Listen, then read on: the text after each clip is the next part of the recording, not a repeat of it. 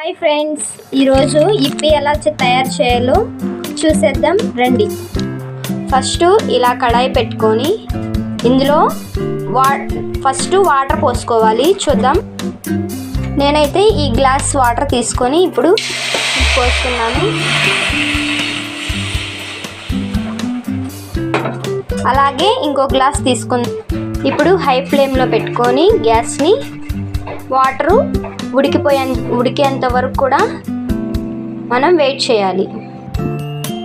చూసారండి, ఈ విధంగా వాటర్ హీట్ అవుతున్నప్పుడు మనం ఇవి ఒక్కొక్కటిగా ఇలా వేసుకోవాలి. చూడండి, ఇలా ఉడకబెట్టుకోవాలి. 10 minutes ఇలా బాగా ఉడికించుకోవాలండి. చూసారండి, ఇలా వచ్చిన తర్వాత మనం ఈ పొడిని తీసుకొని ఇంట్లో వేసేయాలి. ఇప్పుడు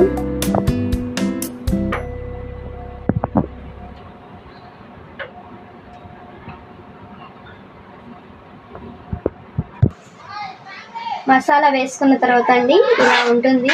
ఫైనల్లీ కాసేపు వేడి చేసి దీన్ని ఆపేయాలి, స్టవ్ ఆఫ్ చేసేయాలి.